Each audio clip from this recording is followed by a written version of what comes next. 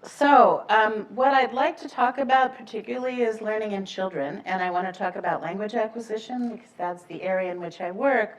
But I want to emphasize at the start that I think of language acquisition as an example of really great learning in the part of our species that in many ways does the best learning of all, and that yet few of us really study, and that's children.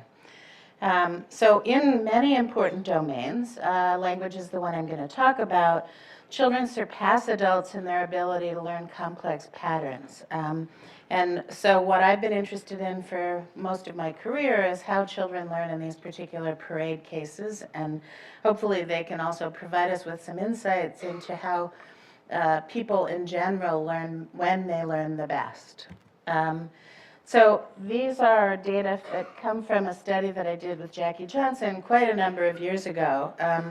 This is second language acquisition of English. It's a study that we did looking at people whose first language was Chinese or Korean, and we tested them in their skill in judging simple sentences of English at least 10 years later. So these were people who had been exposed on a daily basis to native speakers of English for a long time. And they varied in the age at which they moved to the United States. So we started doing this study to ask whether, as Eric Lenneberg had suggested quite some time ago, there really was a critical or a sensitive period for learning. So is it the case that children actually learn languages better than adults do? Anecdotally, we all know that kids generally learn better when their families move to the United States and they need to learn English, but there are many, many differences between children and adults in the circumstances of learning. So what we did in this study was to look at an adult population. We selected people whose characteristics of immersion and exposure to English were really pretty matched across all of the people that we studied, but who varied in the age at which their families happened to move to the United States, and they lived in the United States, went to school in the United States, grew up in a school environment, and were exposed to English on an everyday basis from the time their families moved until we tested them approximately 10 years later. And so what you see here is data from a task we gave them. We just gave them very simple sentences that they had to listen to, and they just had to say, does that sound fine? Does that sound weird? And they were simple sentences like, the boy is at the door, or boy is at the door. And they just had to say, does it sound fine? Does it sound funny? And what you see is this enormous age effect. And curve, this is an age effect of when they moved.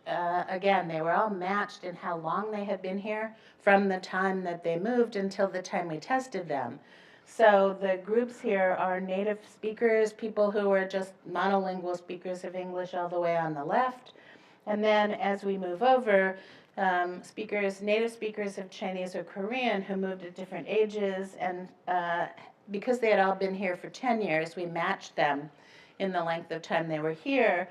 The people on the left-hand side were undergraduates at the time we tested them. And then as we gradually move over, these were graduate students and faculty at the University of Illinois. So they spent a huge amount of time being exposed to native speakers. But as you can see, there was a big effect of the age at which they were first exposed, as much as 10 years later. Now, I should be quick to point out for people who are, like myself, a proud second language learner of something or other, that this axis is drawn to exaggerate the age effects.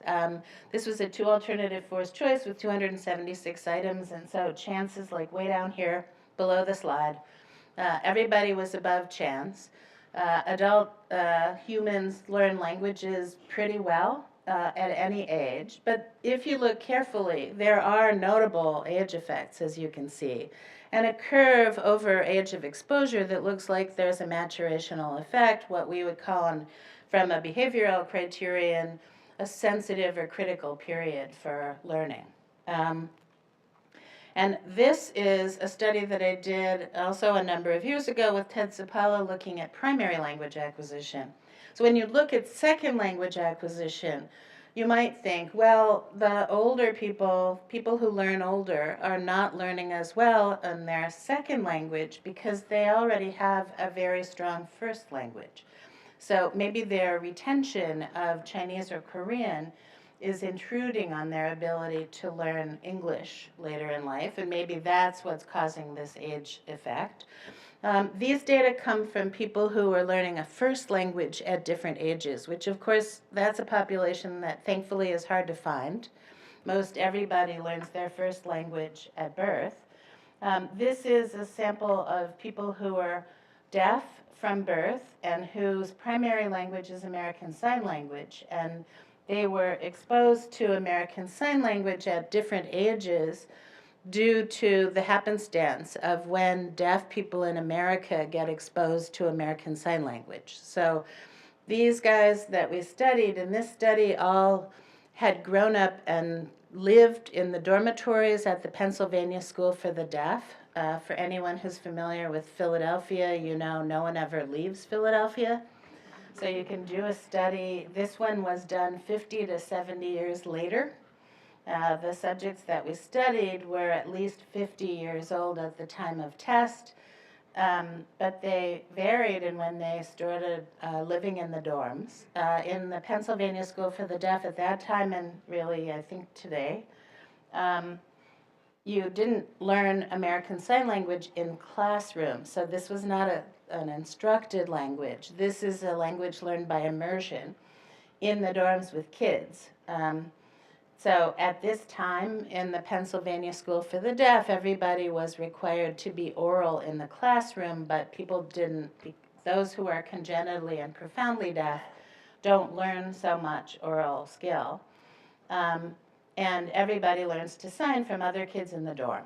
And so this is the language of the dormitory. This is the language that most deaf people who are profoundly and congenitally deaf grow up to use proficiently for the rest of their lives. And the people that we studied in the native group had deaf parents, and so they learned to sign when they were born. The early group learned to sign at age 4 to 6 when they first started school and lived in the dorm with the kids who were already native signers. And the late learners learned to sign at age 12 when they first started school, and before that they didn't go to school.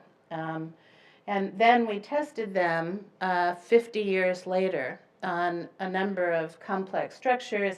As you can see, it doesn't really matter what structure you look at, so I won't bother to tell you what these all were. The point is that the complex structures of the language all show much higher proficiency by the native speakers, and then declining proficiency 50 to 70 years later by people who were exposed to those structures first at different ages in childhood. So again, this suggested that children learn better than adults and children learn differently than adults, and that there are really, really long-term effects of the age at which people are first learning, even their primary language, where there's no interference from another language. But what we became especially interested in after this was another phenomenon, which is the people who are in the native group, who learn to sign from their deaf parents, are actually very often learning from parents who are in the late learning group. So a little fact about the demographics of deafness in America and in most other countries. Only 5 to 10% of deaf children have deaf parents. Most deaf children are born into hearing families. So the native group here were 10 people who did have deaf parents, so they're in that small 5%, but their parents did not have deaf parents. And that's very common because deafness is most genetic deafness is recessive. You don't find generation after generation of deaf people very often. You'll find hearing grandparents, deaf parents, sometimes deaf children. And so the people who are in this group were learning to sign from parents who were in this group. Now, what's the significance of that? The people in this late learning group are making lots of inconsistent errors. So what's characteristic of late learners of sign languages and late learners of all other languages is that people make mistakes when they learn the language late in life. And in this case, the mistakes that people make were inconsistent. So the people who are late learners are getting maybe 70-75% of the time the right complex constructions in obligatory context, but the other part of the time they're making a variety of substitutions. And that's what these kids are being exposed to as a model. So I want to elaborate on that a little bit more, but I want to make a more general point here. That's what I want to show you the data for. What we've found in pursuing this phenomenon is in support of a notion that's been around for a really long time in linguistics, which is that children may be a really important factor in shaping and changing languages. So people have suggested, I'm going to talk about this again in a minute, when exposed to reduced or inconsistent input, children may make languages more regular and more complicated. And this is believed to happen in the formation of young languages, spoken languages around the world, as well as sign languages. It can, we think, also be observed in individual children who are acquiring language from inconsistent input. And so that's what I want to focus on for a moment. The kid whose parents are not perfect, whose parents are late learners, how do they do in learning the language early in life, but from parents who are not using the language perfectly? So again, this is the same figure I showed you before. We're talking about kids who are in this group by their age, but their parents are in this group. And this is an example of a study that I did with Jenny Singleton looking at a child, Simon. So this red bar is Simon at age 9. We studied Simon from the time he was 2 until he was 9. And what was interesting about Simon is that Simon is the kind of child I just described. He was born deaf. He learned American Sign Language at home from his parents. And his parents, mom and dad in the green, were late learners. So his parents were also deaf. They were exposed to American Sign Language at 15 and 16 for the first time. That became their primary language. They used it with each other. It was the family language, but mom and dad, as late learners, make a lot of grammatical errors in their use of ASL.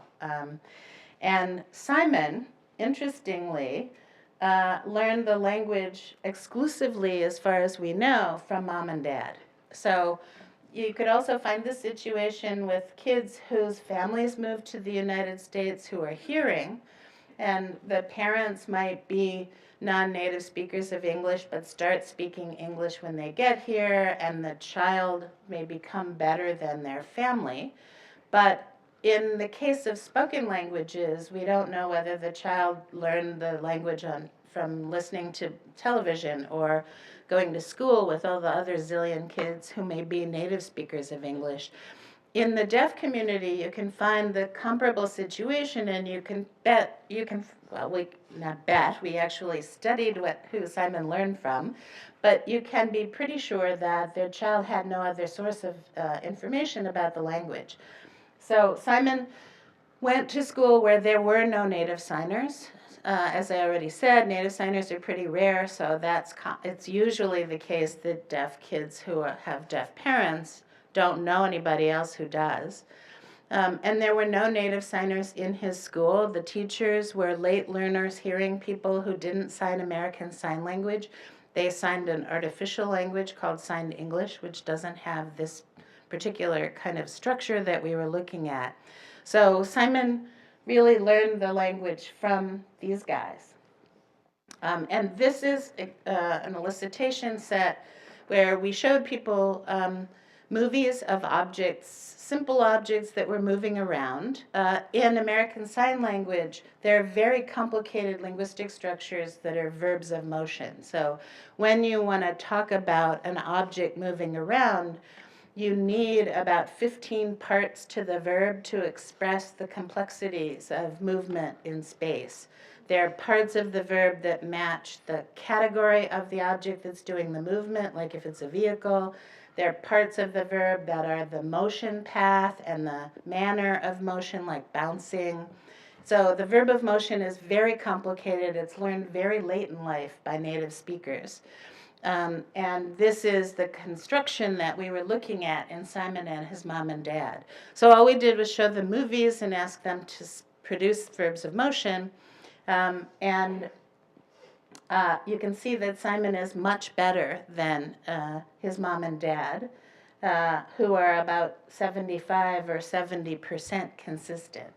And this is true for a bunch of other kids that we looked at. So this is just to flash through and look at the red. You can see that the kids are always better than their parents. And we were really interested in trying to figure out how did that happen? How did they get to be better than their parents?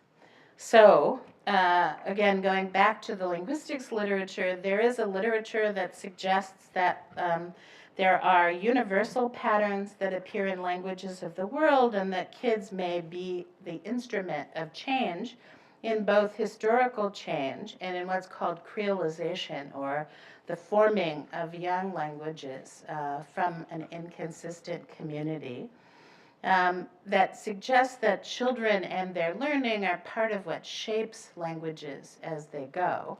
And we thought perhaps this was going on in the Simon case. There are hypotheses in the literature that say, this is from Derek Bickerton, well, if kids get inconsistent input, the way they get to be really good at a language or change a language is just to ignore the input, and they look at their innate knowledge of what languages should be like. That's not what we thought was going on, and so here's our hypothesis about what was going on with kids like Simon. What we thought was, well, really good learning is not actually always veridical. You don't always have learning of exactly what you get presented with. That's not necessarily what the best learners do. Best learners often take highly variable and inconsistent input and form good generalizations about some pocket of regular information that's lying within. So what we suggested is that highly variable input, like kids get when their parents are late learners of a language, may provoke regularization. It may be the kind of thing that's actually a stimulus for generalizing and not learning exactly what's in the input. And it can also move languages toward typologically common tendencies, and I'm going to tell you in a minute what that means. And especially that children do this more than adults, that children are best learners, systematically making languages more systematic when the language that they get exposed to is really inconsistent and variable. So let me show you how this works, what we mean. We started by trying to bring this into the laboratory. And so we started doing some miniature language experiments, following up on the studies of natural languages, making up little languages that people could learn in a matter of days, but that have properties like the phenomena that we were interested in. So we did these studies with children who were 5 and 6, adult undergraduates, and then we made little miniature languages.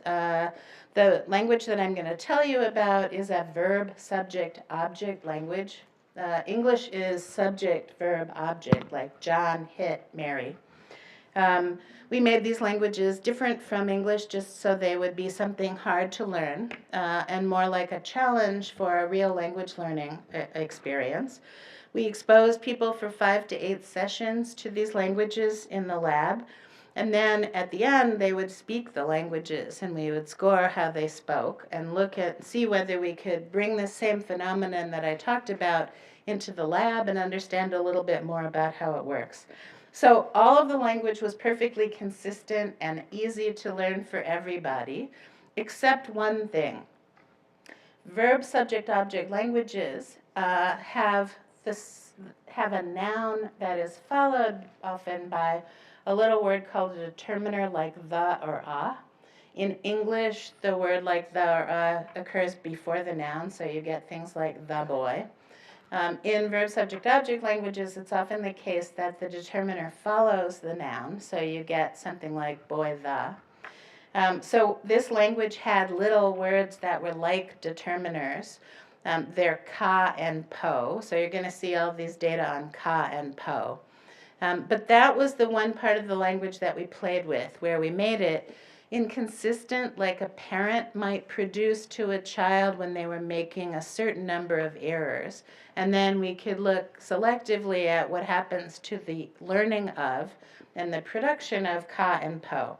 So we made ka and po in most of the studies that I'm going to talk about. It was ka 67% of the time, po 33% of the time, completely inconsistently. No pattern, except ka occurred 67% of the time and po occurred 33% of the time. So we did this study first with adults, and this actually was not just the 67. The input line here, the dotted line here, is 4 different conditions where we put adults where ka was 45% of the time, or 60% of the time, or 75% of the time, or 100% of the time. And we did this initially with adults because we didn't think necessarily it was really kids who were getting better than their input. We thought, well, maybe everyone, when a form is probabilistic, will make it more regular and consistent. So we thought, okay, when you get to maybe 75% ka, everyone will speak ka 100% of the time. But as you can see here, actually adults completely nail the statistics of what you give them. Adults actually do, in this case, learn veridically. This is not what the kids do.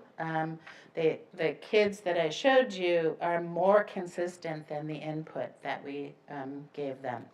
So we started doing this study with kids, and this is how we do it. Glim, flugit po, kleidum ka. So glim means headbutt. It's verb first language. And then they get kleidum ka, etc. So they get a ka and a po. Let me play that again if I can. Glim, flugit po, kleidum ka. So it was po first and then ka. So they just vary probabilistically.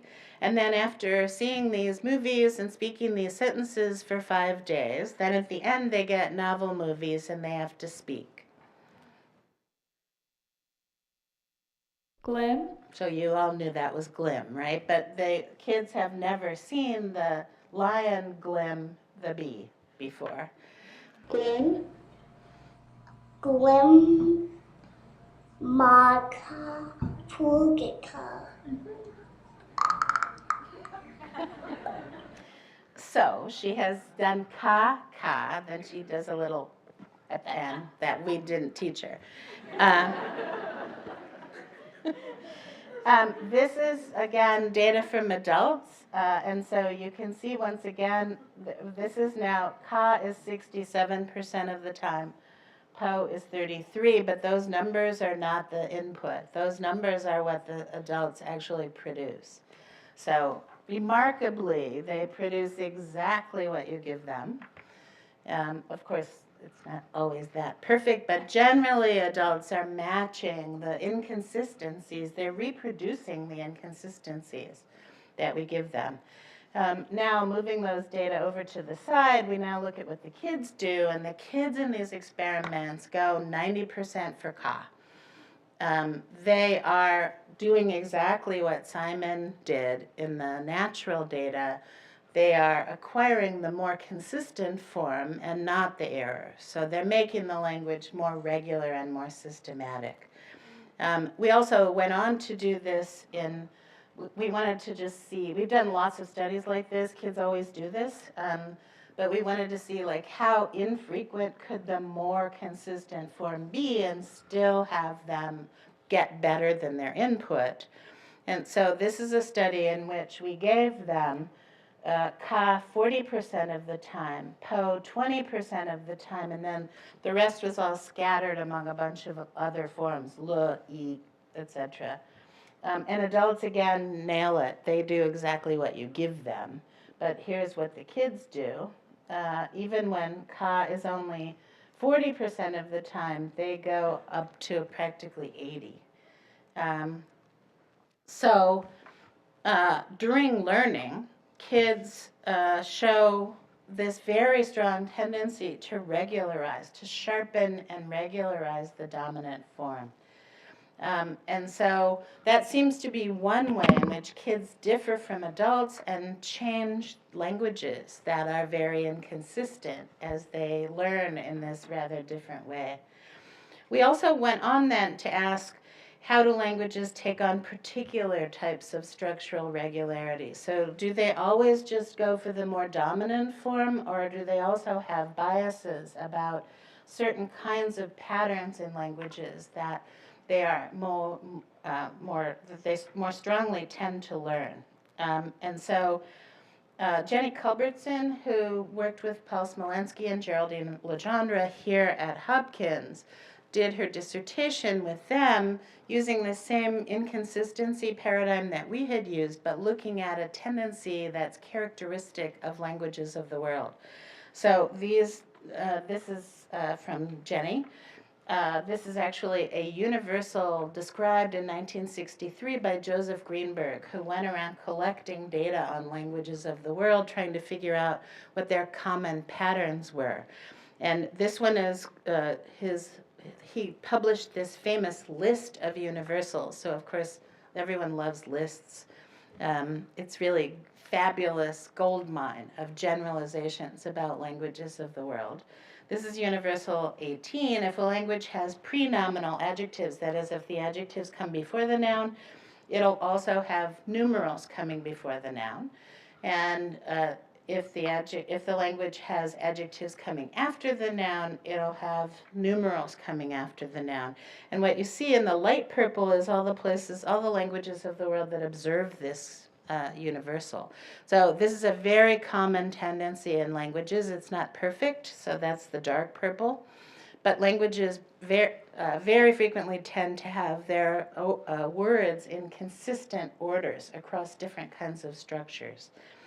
And so what Culbertson, Smolensky, and Legendre did was to look at what would happen if you violated these tendencies in an experiment.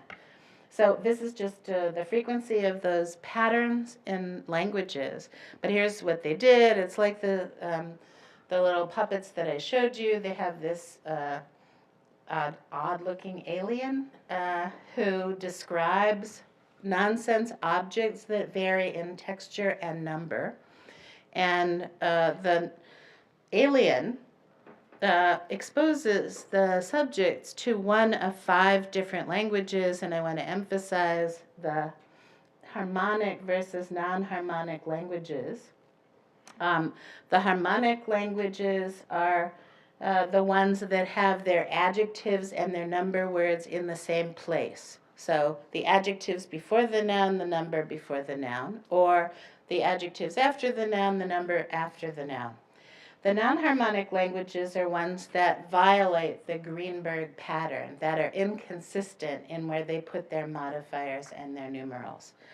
And each of these languages in their experiment did 70% of the sentences in the dominant direction and 30% in the opposite direction. So the languages varied and the positions of the numerals and the adjectives varied.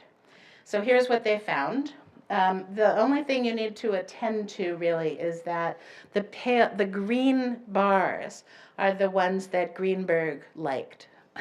The green bars are the ones that have the consistent patterns that Greenberg described as common in languages of the world. And the dotted line represents how frequently those patterns happened in the input. And what you can see is that in these cases, adults made the language a bit more like Greenberg. So they made the languages somewhat more consistent.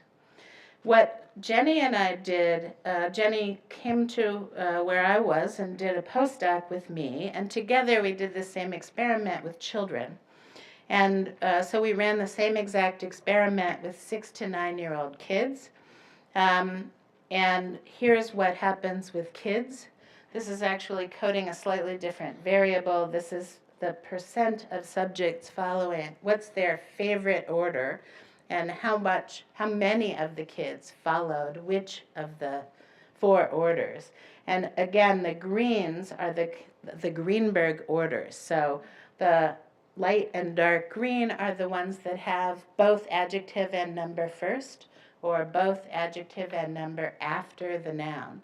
And what you see is that kids have this huge tendency, much bigger than adults, to make the languages consistent and like the typologically common orders that Greenberg described in Languages of the World. So in the first set of studies I described, if you make a form inconsistent, kids make it much more consistent. In this set of studies, if you make a language have variable word order, kids much more than adults will make the language in line with a consistent word order. So they actually change the word order of the language to be more consistent and more regular.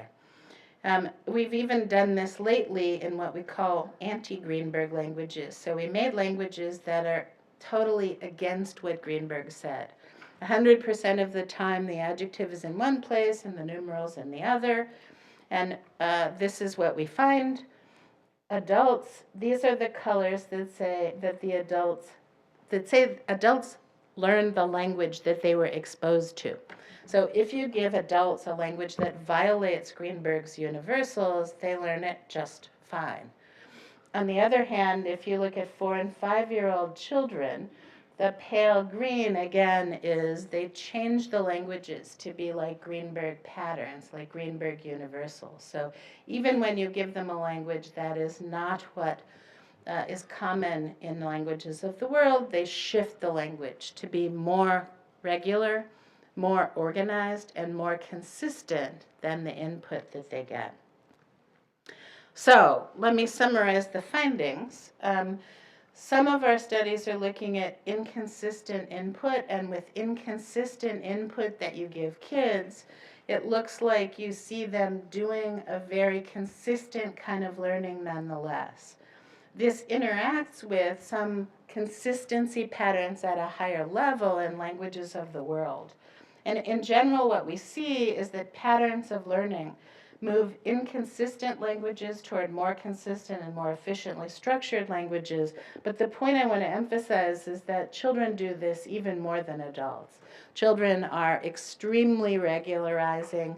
When you give them something of a pattern, even a little nugget of a pattern, they will make it more systematic and more regular. And in cases where languages are actually inconsistent, they will change the language permanently as a function of their learning. So let me just emphasize the point that I want to make about learning. Of course, lots of times what we care about is that good learning means learning the patterns that you give people. Lots of times what we think of as learning is you give them some material or a pattern that they're exposed to, and a good learner learns what you give them. But what I wanted to emphasize is that good learning, especially how children learn languages, but how children learn lots of things, suggests that good learning is not always veridical. Good learning is biased.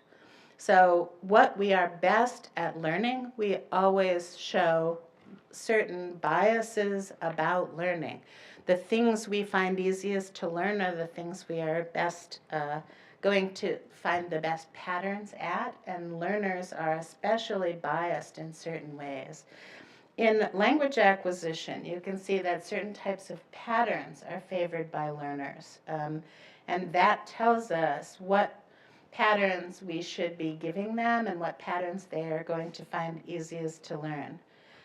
The other thing I want to emphasize is that children are sometimes quite different learners than adults. So we find now that we have to do all the studies that we do in the lab with children. Whatever we see in adults isn't necessarily what we're going to see in children, and children are really, in this case, the best learners. So they're the ones we learn from the most.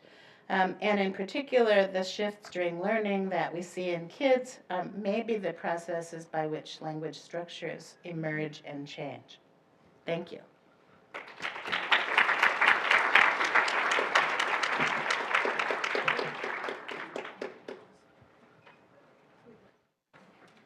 Got time for questions about audience questions.